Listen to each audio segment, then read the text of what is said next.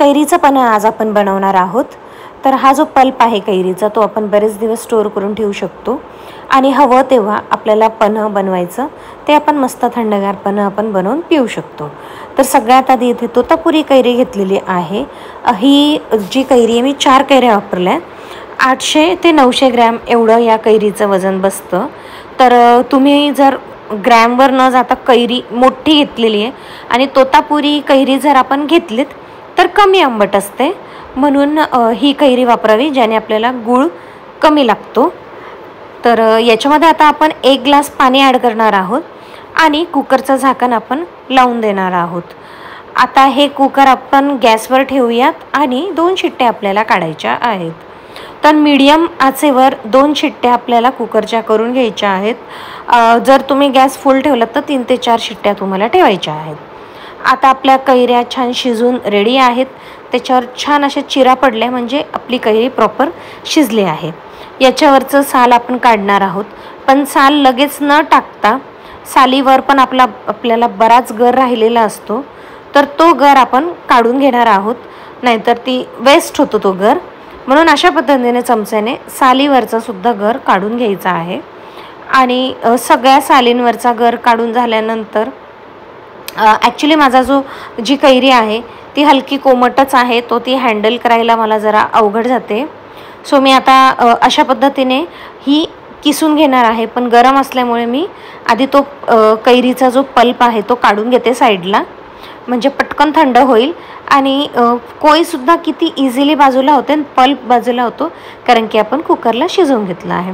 अशा पद्धतीने गाळून घेतल्यामुळे ज्या कैरीच्या रेषा असतात त्या आपल्या सगळ्या निघून जातात। आता जो गाळलेला पल्प आहे तो मी मोजून घेतला आहे, तर तो 2.5 वाटी असा पल्प निघालेला आहे। ज्या वाटीने मोजणार ना त्याच वाटीने आपल्याला गूळ घ्यायचा आहे, हे लक्षात ठेवा। म्हणून एकाच वाटीने गूळ आणि एकाच वाटीने आपल्याला कैरीचा पल्प मोजून घ्यायचा आहे। आता गूळ पण आपण टाकणार आहोत। तत्पूर्वी जो कुकरमध्ये जे आपण पाणी टाकलं होतं ना ते पण आपण वापरणार आहोत। जास्तीचं पाणी ॲड केलेलं नाही, कारण की हे जवळजवळ 25 ते 30 दिवस आपण स्टोर करू शकतो। तर स्टोर करायच्या हिशोबाने कमीत कमी पाणी ॲड करायचं आहे। आता गूळ एकदम बारीक असा चिरून घेतलेला आहे, तो 2.5 वाटी मी टाकून घेतला आहे। 2.5 वाटी पल्प म्हणून 2.5 वाटी गूळ टाकला आहे। पण कैरी आंबट असेल तर कदाचित गूळ अजून लागू शकतो, प्रमाण कमी जास्त होऊ शकतं। थोडी पाव चमचा काळी मिरी, पाव चमचा सुंठ, चवीनुसार मीठ घेतलंय, साधं मीठ। त्याच्यानंतर लाल तिखट घेतलेलं आहे पाव चमचा आणि थोडं काळं मीठ ॲड केलेलं आहे। पण तुम्हाला जर तिखटपणा नको असेल तर तुम्ही फक्त गूळ, हलकंसं मीठ आणि कैरी घेऊ शकतात।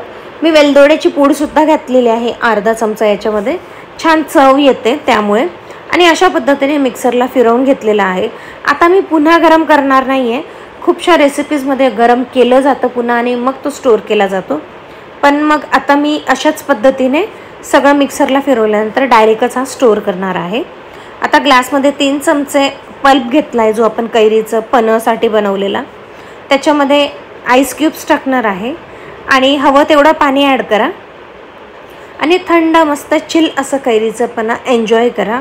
हा पल्प एकदा रेडी असेल तर हवं तेव्हा पन्हं बनवून आपण छान असं पन्हं बनवून घेऊ शकतो। तुम्हाला ही रेसिपी आवडली असेल तर लाईक करायला विसरू नका। नवीन असाल तर सबस्क्राईब करा। भेटूया पुन्हा अशाच नवीन व्हिडिओसहित, तोपर्यंत काळजी घ्या। बाय।